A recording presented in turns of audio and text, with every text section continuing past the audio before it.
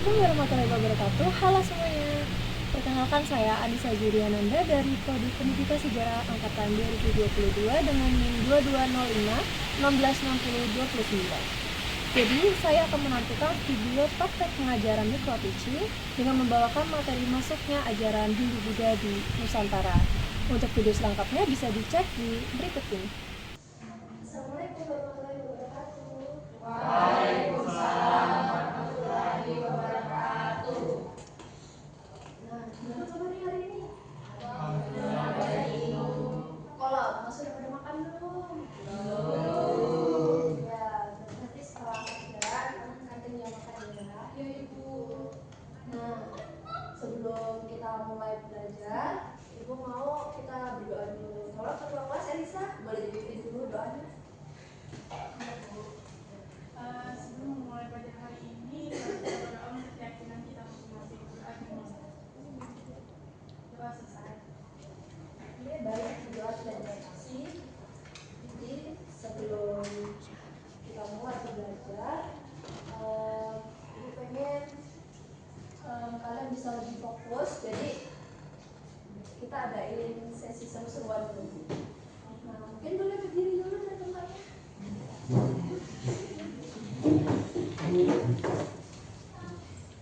Jadi gini, kalau ibu bilang botak, kalian pegang kepala, batuk pegang mulut, kalau batik pegang bahu.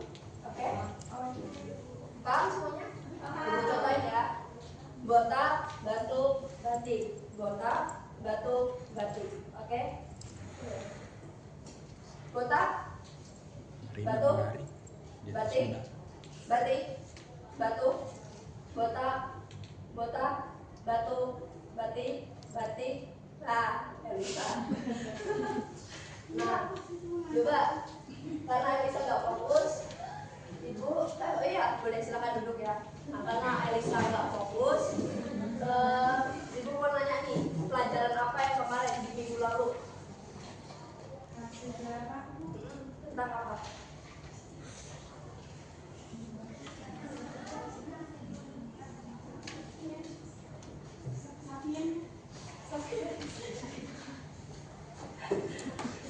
Boleh.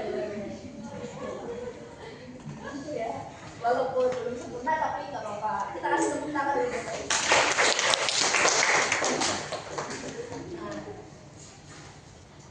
Oke, jadi sekarang minggu ini kita akan belajar tentang masuknya pengaruh Hindu-Buddha di Nusantara. Nah, ini ada apa namanya itu rangkaian pembelajaran kita di hari ini. Yang pertama kita akan memahami tentang jalur perdagangan India ke Indonesia. Lalu yang kedua ada mengidentifikasi faktor-faktor penyebaran Hindu dan Buddha. Ketiga kita akan menganalisis teori Brahmana, Ksatria, Waicya, dan arus balik. Dan yang keempat kalian akan membentuk kelompok dan juga menyajikan hasil diskusi dalam kelompok. Oke. Nah, untuk memancing lagi ingatannya dan melengkapi jawabannya Elisa tadi, ada yang tahu nggak perbedaan masyarakat prasejarah dengan masyarakat Hindu-Buddha? Boleh angkat tangan dulu kalau mau nyoba. Ayo, masa nggak ada yang belajar? Ayo belajar sih.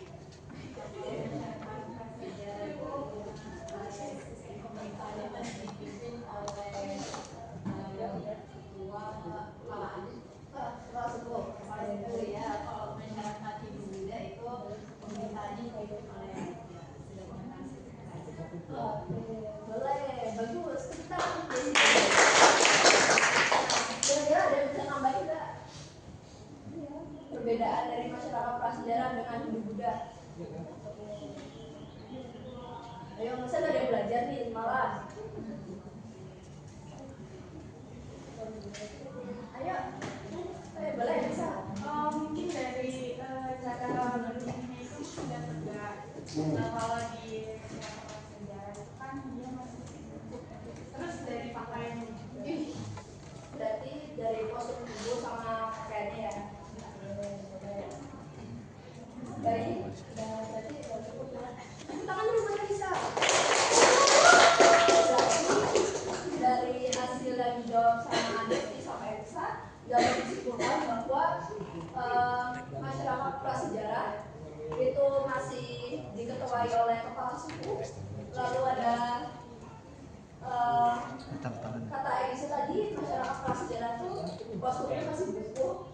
sedangkan masyarakat Hindu-Buddha sudah dipimpin oleh kerajaan dan juga postur tubuhnya sudah sempurna. Ya betul? Ya Bu. Oke.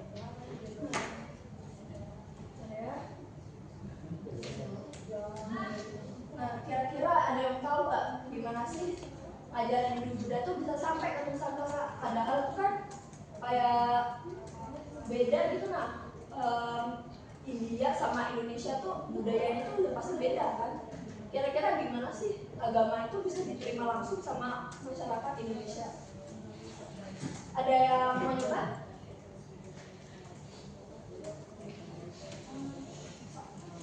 Gak apa-apa ya, Lisa. Gak apa-apa nanti. Iya Bu, aku tanya lagi. Gimana ajaran Hindu-Buddha bisa diterima di Indonesia?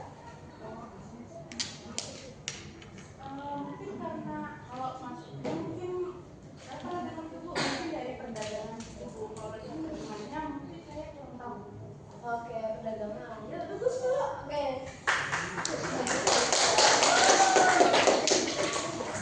Jadi ini, nah betul kata Elisa. Nah, yang pertama tuh ada jalur perdagangan, yang mana jalur perdagangan ini sebenarnya udah ada sejak awal abad Masehi. Nah, karena jalur perdagangan ini sebenarnya itu kan kayak dia tuh kan pengen berdagang ke Cina. Cuma dia tuh harus melewati Nusantara dulu, lewati Indonesia dulu. Jadi kan nggak menutup kemungkinan kalau mereka bakal mampir juga ke situ. Apalagi mereka tuh apa ya? Mereka juga suka sama rempah-rempah kan. Jadi otomatis mereka juga mampir adalah melipir ke Indonesia. Nah biasanya mereka itu kan pakai jalur laut. Jadi kalau jalur laut mereka tuh kapal-kapal itu berlabuh di daerah Sumatera sama daerah Jawa. Nah lalu yang kedua ada faktor penyebaran. Nah faktor penyebaran ini terjadi bukan cuma karena satu dua hal, tapi ada beberapa hal yang saling berkaitan.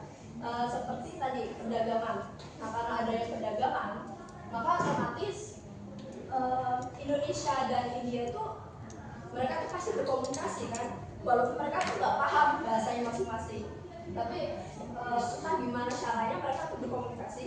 Nah sedangkan komunikasi itu adalah pengertiannya ya, kalau nggak salah komunikasi itu adalah suatu proses yang dapat membentuk budaya baru.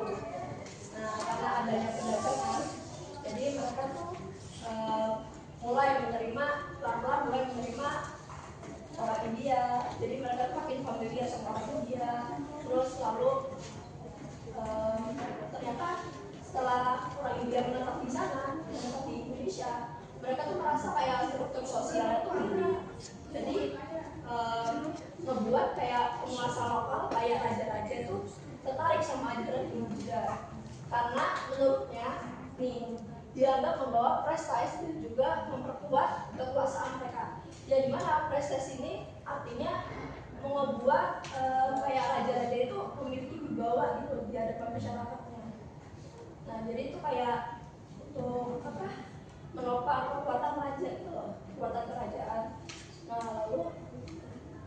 Nah hal tersebut nggak bakal terjadi, maksudnya nggak bakal gampang terjadi kalau misalkan pendeta India itu nggak pandai menyesuaikan ajaran agama dengan budaya setempat.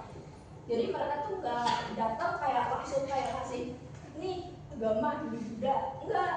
Mereka tuh kayak nyesuaiin sama budayanya Indonesia. Kayak mereka Indonesia misalkan mereka punya budaya yang kayak entah ada suatu budaya gitu kan, tapi mereka tuh langsung melebur gitu, jadi disesuaikan. Nah lalu yang ini adalah penyebaran. Kira-kira bagaimana ya agama Hindu itu dapat masuk dan menyebar ke Indonesia? Untuk menjawab pertanyaan itu, ada 4 teori nih yang akan aku jelaskan. Teori yang pertama ini dikemukakan oleh Bridget.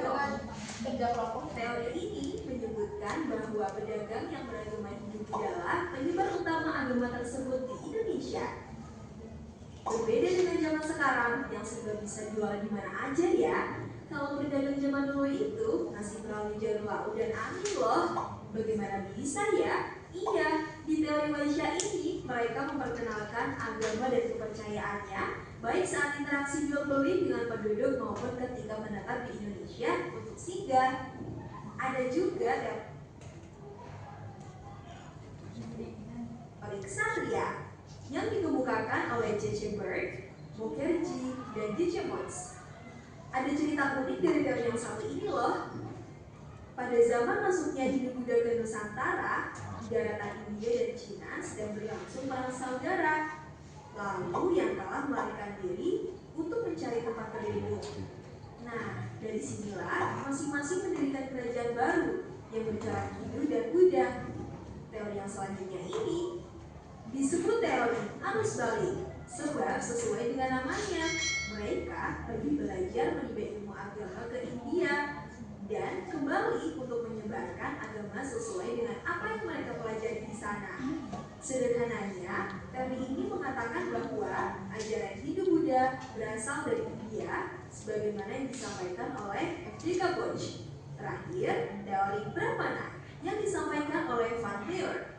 Waktu itu, Raja tertarik dengan dua agama ini, yaitu Hindu dan Buddha, sehingga karena ketertarikannya itu, akhirnya mengundang para kaum Brahmana atau ahli agama untuk datang dan menjelaskan tentang agama Hindu dan Buddha. Nah, dari situlah masuknya agama Hindu Buddha di Indonesia. Itulah keempat teori masuknya agama Hindu Buddha yang memberikan banyak pengaruh. Oke. Nah, jadi kalian udah perhatikan tadi, sekarang sesuai yang Ibu kasih tahu di awal tadi, kita akan mengadakan diskusi kelompok. Yang mana kelas akan dibagi menjadi 4 kelompok. Setiap kelompok akan membahas teori yang didapat. Nah, jadi ini Ibu kasih dulu ya. Kelompok 1, kelompok 2, 3, kelompok 4.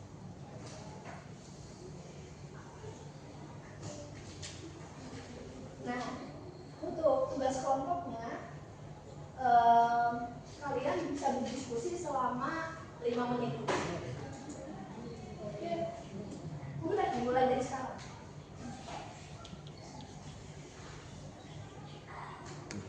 Gimana, ada yang susah?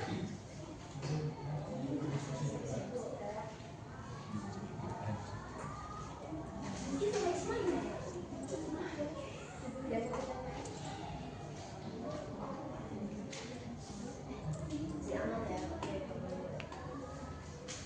Kalian boleh cari di Google atau Wikipedia, asalkan dicantumkan sumbernya ya. Boleh LGBT ya. Apa lebih? Iya. Udah paham?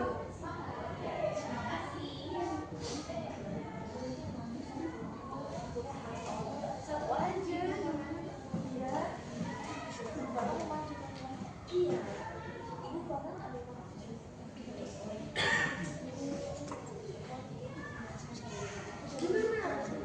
Ada yang susah nggak? Enggak. Tapi nggak boleh buka GPT. Karena ada sumbernya. Oke.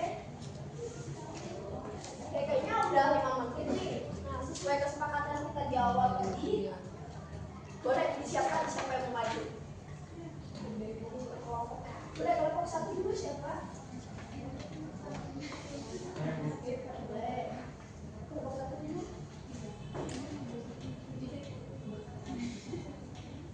Baik, di sini saya akan menjelaskan hasil diskusi dari kelompok 1, yaitu teori Brahmana. Jadi teori Brahmana menyatakan bahwa agama Hindu Buddha masuk ke Indonesia dibawa oleh para pendeta Brahmana dari India.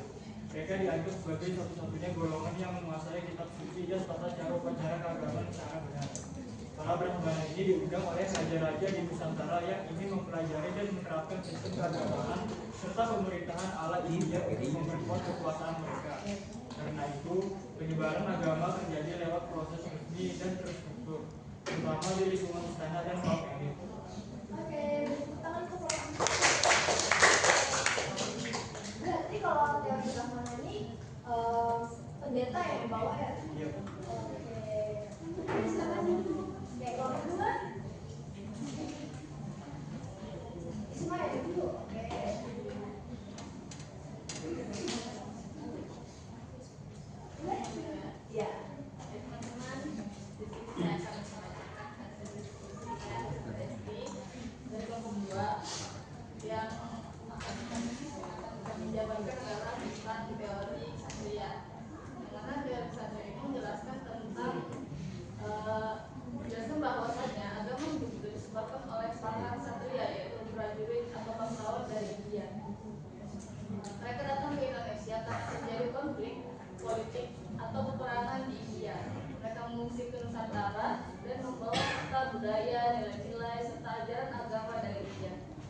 para kesatria ini kemudian membangun pengaruh di wilayah baru, menikah dengan masyarakat lokal, dan mengenalkan sistem pemerintahan serta kepercayaan Hindu Buddha kepada masyarakat, terutama melalui jalur kekuasaan dan militer.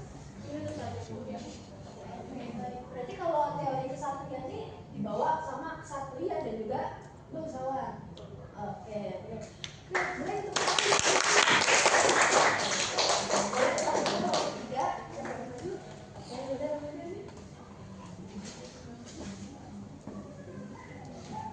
Oke, jadi kami dari kelompok 3 akan menyampaikan hasil diskusi kami yaitu tentang teori Waisya.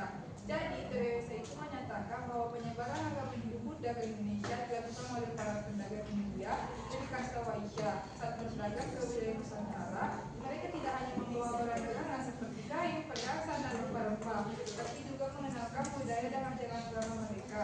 Hubungan dagang yang berlangsung lama memungkinkan terjadinya pertukaran budaya secara alami. Melalui interaksi sosial dan ekonomi, penduduk lokal mulai mengenal dan mengadopsi ajaran Hindu Buddha terutama di pusat-pusat perdagangan. Oke, berarti menurut kelompok 3 teori Waisya itu dibawa oleh pedagang ya? Oke, boleh. Dulu tepuk tangan. Kelompok 4 terakhir boleh.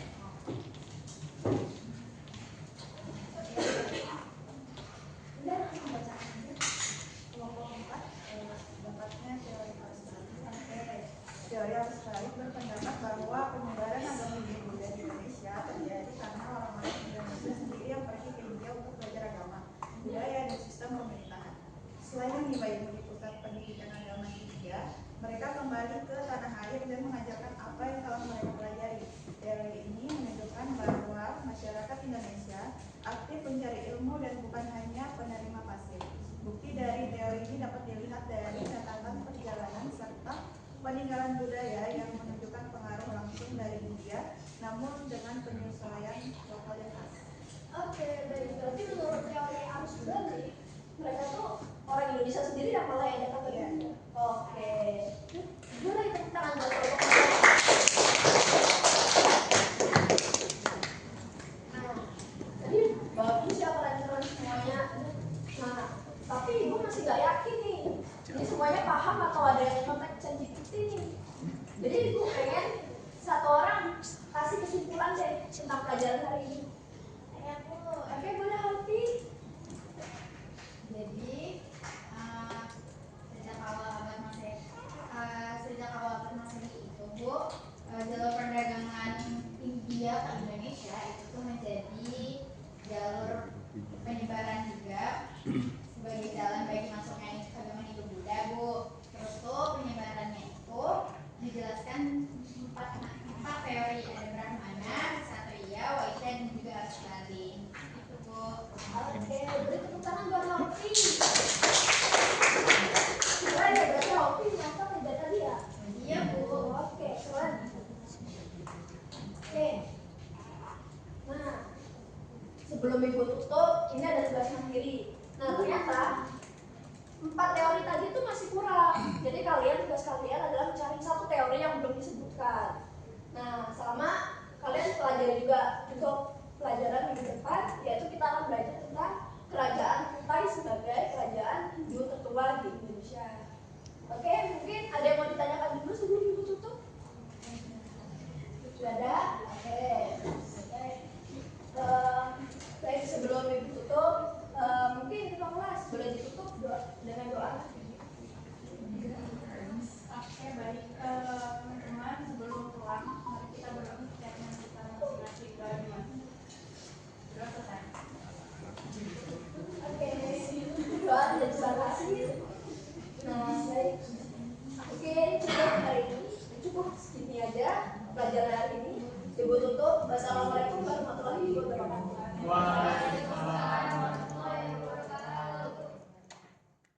Baik, itu aja. Terima kasih telah menyaksikan video saya.